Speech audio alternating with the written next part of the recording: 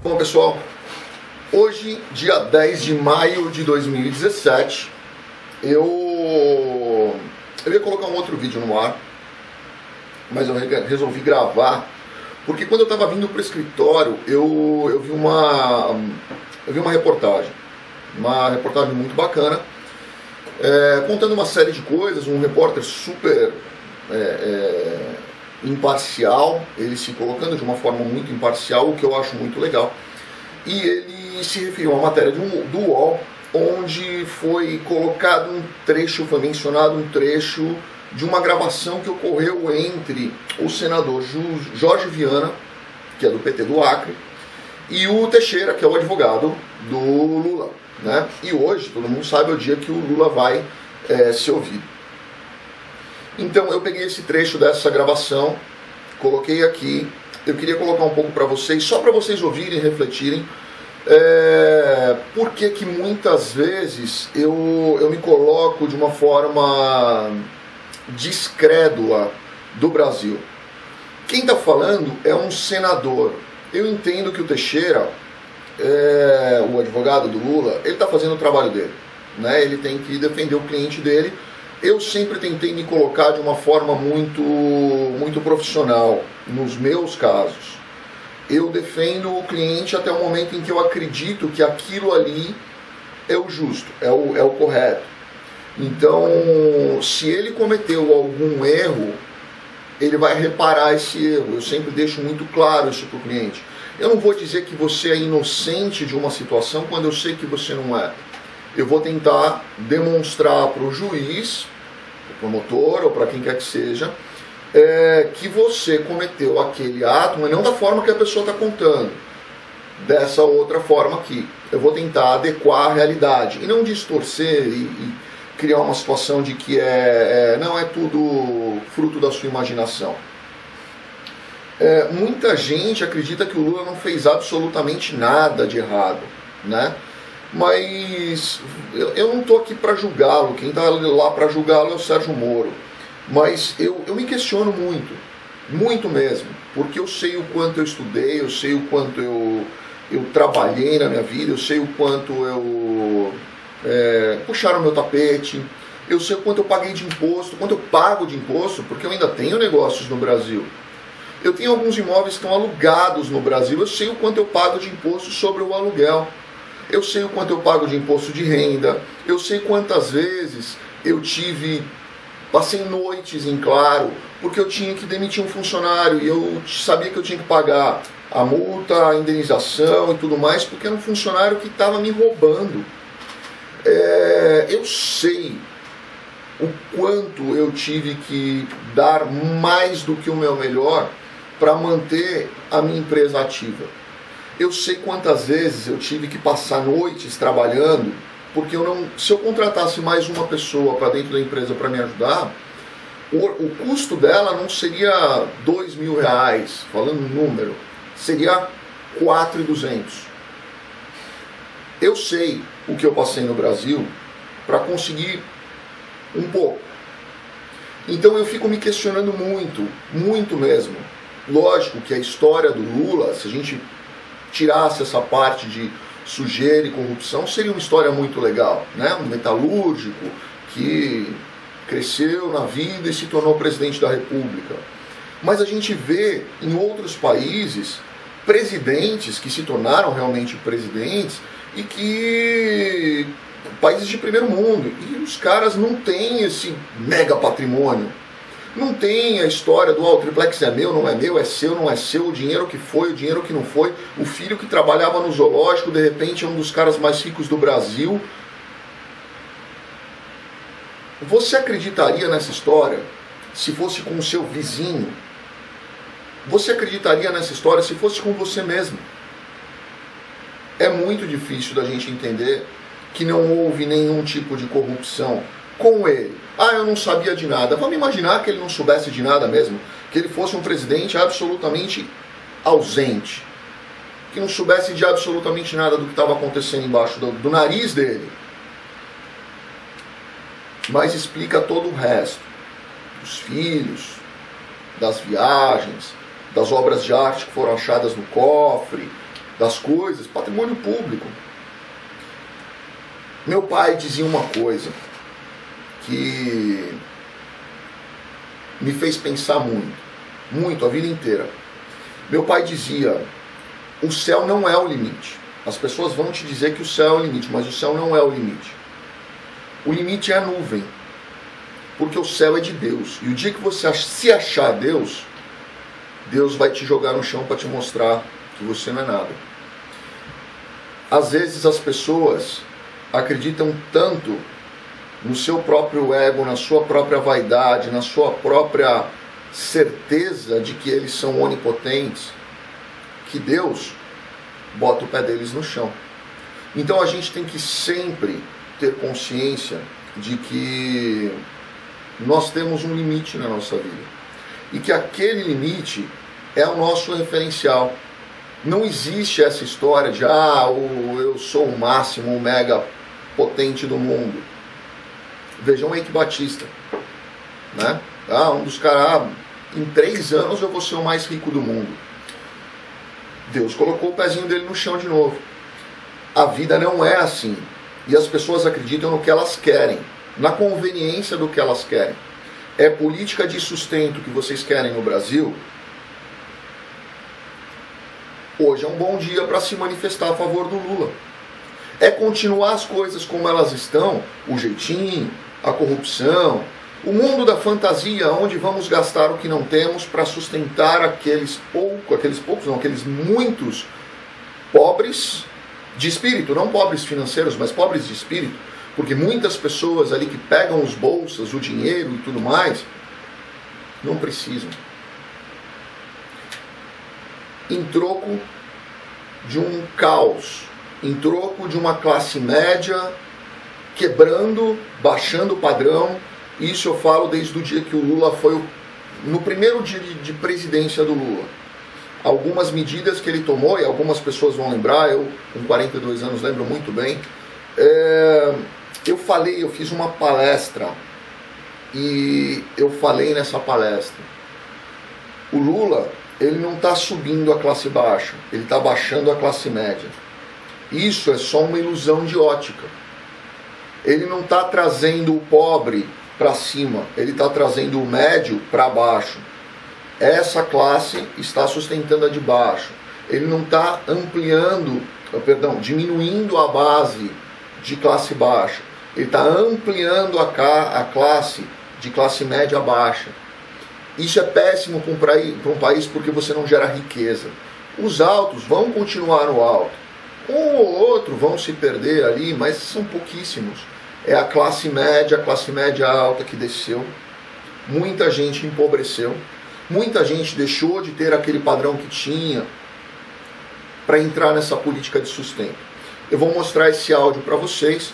Eu gostaria que vocês só refletissem, porque todo o bastidor de uma grande situação pode ser resolvida. Não acho que vai ser resolvida, mas ela pode ser resolvida se a população realmente for para a rua. E não como pede esse senador mau caráter, mas como clama a grande maioria da população que não aguenta mais esse tipo de situação. Mas infelizmente essa grande maioria que não aguenta mais não é a grande maioria dos 200 milhões de brasileiros que existem. Pensem nisso, escutem esse áudio. Alô? Jorge, eu sei que você está tão atarefado, mas eu estou aqui no Acre, no interior, e querendo trabalhar na ilha, eu cedo estou me deslocando de carro. Mas primeiro eu ser solidário aí com vocês, e eu vi a nota de vocês, eu acho que foi a coisa mais coerente que eu vi até agora. Eu só passar uma ideia de quem está longe. É o Jorge Viana falando com o Roberto Teixeira, que é advogado do Lula. Você fala que o presidente foi boa, mas ela foi muitos tons abaixo do que deveria ser. Certo. Talvez, olha gente, falei até com o Danuto, talvez seja a única oportunidade que o presidente tem de pôr fim a essa perseguição, essa caçada contra ele. Se numa segunda-feira, por exemplo, reflitam sobre isso. Tem que chamar uma coletiva e comprar e estabelecer uma relação, um diálogo direto com o seu Moro ao Rio, seu Moro, os promotores e os delegados, dizendo que não aceita mais que ele persiga a família dele, porque ele está agindo fora da lei, os promotores fulano e ciclano estão agindo fora da lei. O Moro e os promotores estão agindo fora da lei. E que se ele quiser agora empreender o que ele tem, mas não é empreender minha mulher, empreender os netos, meus filhos, e forçar a mão dele para ver se ele tem coragem de empreender com desacato à autoridade. Forçar o Sérgio Moro a prendê-lo por desacato à autoridade. Olha, eu estou defendendo a minha honra, o senhor está agindo fora da lei, quem age fora da lei é bandido. Quem age fora da lei é bandido. Pegaram e colocaram, eu não sei, pensar algo parecido com isso, e dar uma coletiva e provocar e dizer que não vai aceitar mais. Se rebelar, tem grande fome em alguma situação, você tem também uma subordinação judicial. Não aceito mais ser investigado. Não aceita mais ser investigado. Está agindo fora da lei e querendo alcançar minha família, minha mulher, prender ele. Aí vão prender e tornar um preso político. Aí nós fazemos esse país tirar de cabeça essa parte. Fora disso. Vamos tornar o Lula um preso político, um mártir, um herói nacional. Mas olha, ele anunciou isso, falou isso, ele disse que vai varrer o Brasil inteiro, vai denunciar isso no tempo todo. E agora ele vai clima no interior do Brasil para ele tem que fazer uma ação ao vivo, chamando coletivas. Isso é mais forte do que querer fazer comício, fazer coisa. Gente, o clima está muito ruim contra nós. Não há uma comoção. O clima está muito ruim contra eles. Por quê? Direto com eles.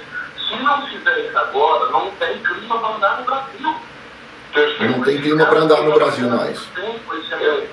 Ele está no âmbito da Globo com o Moro, aí ele fala, diga, me prenda. Eu estou aqui com o caminho de interesse, aguardando a chegada dos seus subalternos com o mandato de prisão.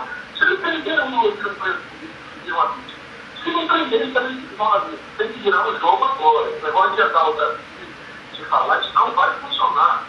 Isso foi um passado distante. Tem clima, e isso tem que ser feito urgente, questão de apenas, vai ter milhões de pessoas na rua querendo a prisão do Lula. Eu estou dando um toque, estou boa tarde, bate, andando, e só mais para vocês refletirem um pouco, se puder. Vamos refletir sim, vamos transferir isso aqui. Ele agora vai estar num ato aqui dos bancários. Ele vai agora falar para o Roberto Teixeira povo, né? É um advogado equilibrado, sempre foi. Quem o conheceu, quem conhece a história do Roberto sabe disso. É um advogado equilibrado, muito consciente do que fala. Vocês podem ver que ele tenta equilibrar a coisa aí. Muitas manifestações favoráveis. Se o Lula colocar como defensor da família dele, da mulher, dos filhos... Defensor da família dele. Eles estão agindo fora da lei como agiram hoje fora da lei. Quem é fora da lei é bandido. Vocês estão bandidos, agiram fora da lei. Só vai ter uma saída. Ou o cara preso e é inconstitucionalidade.